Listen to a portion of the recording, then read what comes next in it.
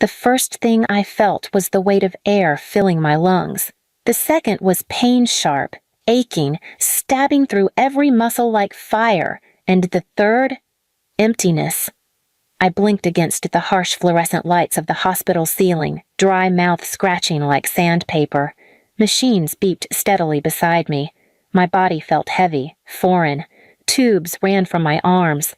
When I tried to move, panic surged. I couldn't even lift myself off the bed. A nurse entered, her eyes widening. "You're awake." Relief softened her face. "You've been in a coma for nearly 2 months." My chest tightened. 2 months. My first thought wasn't about me. It was about who had been here, who had sat by my side. My parents? My voice cracked, fragile. Are they? The nurse hesitated. They signed the visitation forms, but... Her voice trailed off. She didn't finish the sentence. Instead, she adjusted my IV line, forcing a polite smile. "Rest. You'll need strength. Please subscribe to our channel and tell us in comments from where are you watching this video." But the truth was already gnawing at me. When she left, I stared at the empty chair beside my bed. The flowers in the corner were wilted, brittle, weeks old. The get well balloon hung deflated, sagging toward the floor. Not a single fresh bloom, not a single note, not even a scribbled card. 2 months. And nothing. Hours later, I heard it. Laughter, music, glasses clinking. At first, I thought it was the TV on in the hall, but no, it was coming from downstairs. I asked the nurse, and she sighed. "Your family requested the hospital ballroom for an event. Something for your sister." My chest hollowed out. I pressed the call button. "Bring me there, please." She shook her head. "You're too weak." But I begged, and eventually 2 orderlies wheeled my bed to the elevator. I clutched the blanket around me, body trembling, my heart pounding with something worse than pain dread. When the elevator doors opened, my world cracked apart. There they were, my parents glowing with pride, holding court in a room decorated with ribbons and banners, tables full of food, lights twinkling. My sister Rachel stood at the center in a sparkling dress, tiara on her head, opening gifts with a smile stretched wide. Everyone applauded. And me? I was a ghost at the edge of it all. My dad spotted me first. His face didn't break into relief. No, it twisted into annoyance. He leaned toward my mom and muttered something. I caught the words, "Why drag her down here? She'll ruin the photos." My mom waved a dismissive hand, like shooing away a fly. "Get her back upstairs," she hissed at the nurse. "We're celebrating someone who matters. Don't waste tears on someone useless." The words burned hotter than any IV. I clutched the blanket tighter, nails digging into fabric, throat swelling with tears I refused to shed in front of them. Rachel saw me. For a moment, her smile faltered. Then she smirked, tossed her hair, and lifted her champagne glass. "Don't look so sad," she called out, loud enough for the room to hear. "Not everyone can be a star." Laughter rippled across the guests. My breath came ragged, my body weak, but my mind was sharper than it had ever been. In that moment, I knew I had woken up from more than a coma. I had woken up from years of believing their lies, from years of begging for scraps of their love. And I swore to myself, they wanted to call me useless. They would learn what useless truly felt like. I let the nurse wheel me back upstairs. But while my body healed, my mind worked. Every word they'd spat, every laugh they'd shared at my expense, every dollar they'd poured into Rachel's glittering life, I stored it like ammunition. They thought I was weak. They thought I was finished. They didn't know that surviving a coma was just the start. Recovery wasn't quick. My body was a battlefield, muscles weak, balance broken, every step like dragging chains. But the humiliation from that night in the ballroom burned hotter than any pain. When the therapists pushed me, I pushed harder. When the doctors told me to rest, I forced myself to walk. Each painful shuffle across the floor, I whispered to myself, not useless, not anymore. The hospital became my prison and my training ground. Alone in my room, I practiced standing without support, practiced walking without collapsing, Nurses looked at me like I was reckless, but I didn't care. I had a purpose now. And every night, the same laughter drifted from downstairs. Another banquet, another celebration for Rachel. My parents were relentless engagement parties, networking dinners, showcases for her talents. They basked in her glow while I fought for breath. One evening, when my strength had returned enough for me to walk the hallway without a wheelchair, I overheard my parents talking outside my door. "Doctors say she's recovering," my mom muttered, her tone sharp with annoyance. My dad scoffed. "Recovering into what? She's always been dead weight. Rachel's the one who shines. Why waste money on someone who only drags us down?" I froze. My fingers dug into the cold railing of my bed.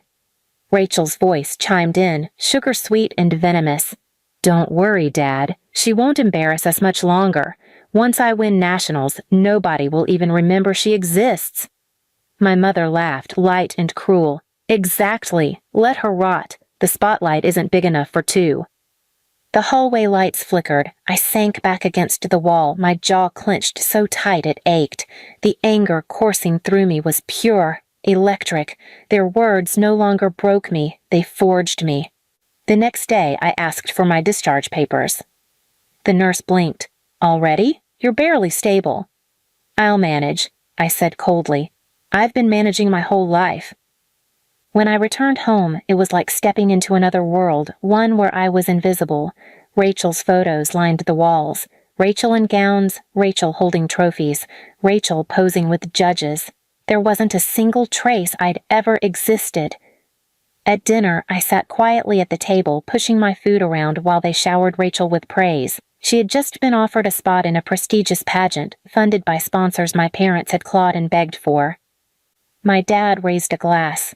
"To Rachel, the daughter who makes us proud." The words were a knife, but instead of bleeding, I smiled. For the first time, I smiled. Because I realized something. They weren't just cruel, they were dependent. Their entire image, their fragile pride, hung on Rachel's crown. They had built their lives on her stage lights. Without her, they were nothing. That night, while Rachel posted her carefully filtered selfies and my parents gushed over comments, I sat in the shadows of my room, writing. Lists, plans, people I knew she had trampled to get ahead, sponsors who didn't know the real Rachel, judges she had insulted when the cameras weren't rolling. I remembered every cruel thing she had ever said, every arrogant smirk, every time she sneered at me as though my existence was an inconvenience. And I swore I would use the very stage they worshipped to tear it all down. Not with a whisper, not with silent suffering, but in a way that would force them to look at me, really look, for the first time in their lives. They thought I was useless. They were about to find out just how dangerous useless could be. The pageant night came like a storm. My parents were dressed in their finest, faces stretched into smiles so tight they looked painful. Rachel floated around the room like royalty, tiara glinting under the lights, soaking up every compliment. I stayed in the shadows, in a simple dress, my hair pulled back. I wasn't there to shine. I was there to burn their stage down. The moment Rachel stepped onto the stage, the applause was deafening. She twirled, bowed, batted her lashes.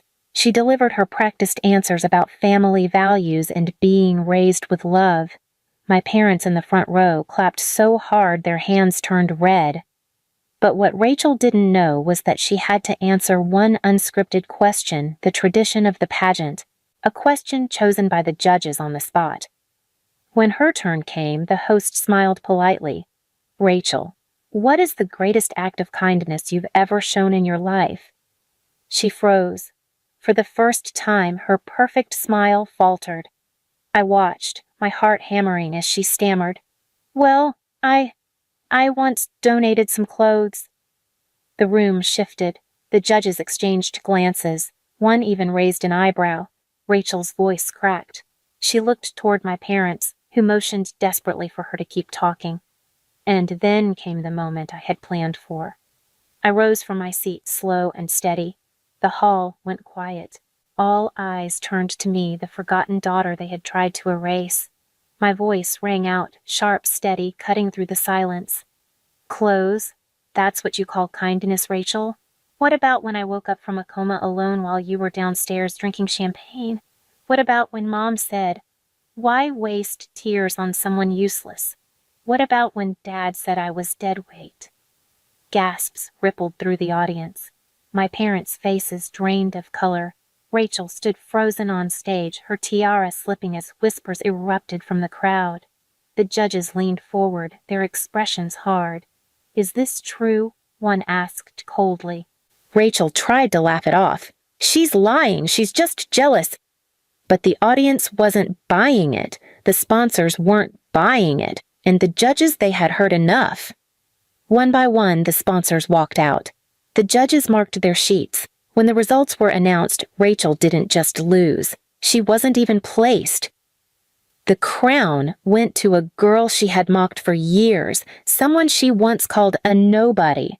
And this time, the applause wasn't for Rachel. My parents sat in stunned silence, surrounded by whispers and stares.